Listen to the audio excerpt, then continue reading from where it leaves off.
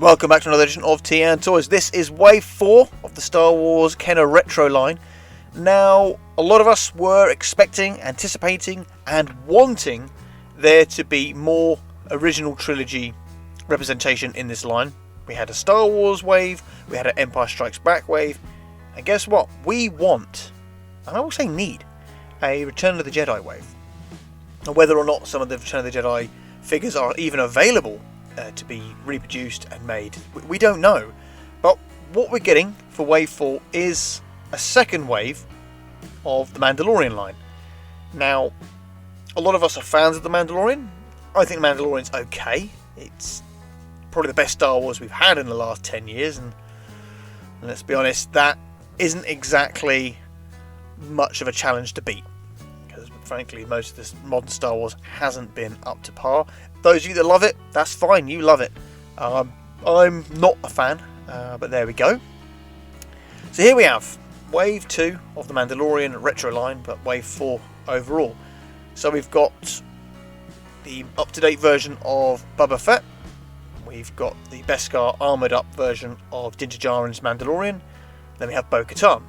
And obviously the next three: Ahsoka Tano, the Armourer, and an Imperial Death Trooper. Now, I think all the figures actually look quite good. It's great to see more Death Troopers, more army builders. It's brilliant, we would like that kind of thing. But my issue is with this particular wave is you've got 5 helmeted characters, 4 of which are all at least Mandalorian kin. I know people go, oh, Boba Fett's not Mandalorian. I get that. But he's Mandalorian kin in the fact that you've got 4 characters that essentially look the same, with a 5th one with a helmet on as well. And poor old Ahsoka Tano is the only one that sort of stands out of all of them. I don't think this is the best selected wave. I would have appreciated all of the figures that they've done. The Beskar up version of Din Djarin's Mandalorian. Yeah, I would love to see Bo-Katan. And the up-to-date version of Boba Fett. But we've already had in Wave 2 the original Boba Fett re-released, and then we've had the prototype version of Boba Fett very recently. So we're getting another one. I just think that there were more characters they could have picked from Mandalorian. They could have done some of the other bounty hunters that were in some of the episodes. They could have done Luke Skywalker, even could have been in this. Sorry, spoilers if you hadn't seen the series 2. I just think it just doesn't look particularly mixed up. They just go on for super, maybe what they think is hot fan favourites, and they might be right, but they just look very samey, very, very samey. And as you know, I did that other video where I talked about what we could expect from Wave 4. So I guess that could be what we want to expect from Wave 5. So let's go back through. Obviously, we've had these figures, the Droids and Ewoks character prototypes. Obviously the Ewok figures that were released, the Droids figures that were released, and what's interesting is that they have done sort of retro editions of these two in the vintage line, and I think also the Star Wars Black Scale.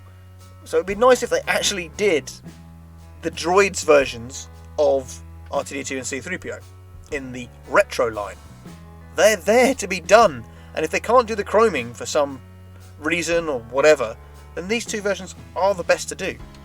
And obviously got the Power of the Forces figures, Return of the Jedi, which we didn't get, plenty of Ewoks we like to see, the Emperor, the Crimson Guards, Jabba's Palace of Aliens, obviously some of the more Rebellion characters, Empire Strikes Back characters we didn't get, the other bounty hunters from that film, the characters from Bespin, Hoth, obviously the Cantina aliens.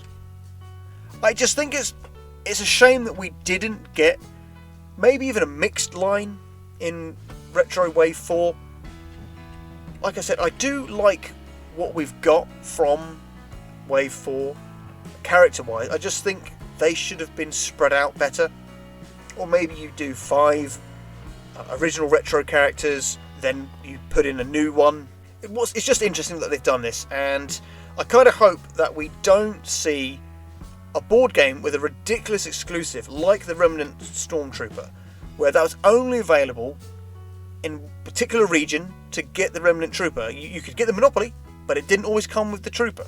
That was selected versions, variant version of that board game. Don't do it again. Give us a decent character to put in that. Don't make it stupidly hard to get hold of. Ultimately, I'm disappointed with Hasbro, with Wave 4. I do want to see more actual retro figures, Droids representation, Ewoks representation, Power of the Force, Return of the Jedi, finishing off the Star Wars and the Empire Strikes Back stuff. And if you want to do more of this, do something from, I don't know, the Ewoks movies, the dog alien type things that were in the ATST episode of Mandalorian. They could have done that alien. They could have done the red-eyed version of the Jawa. The options were there for them to do it, but they chose not to do that. It's just a shame. What do you guys think? Are you excited for Wave 4 of the retro line? Wave 2 of the Mandalorian retro line? Don't forget to like and subscribe. I'll see you guys in the next one.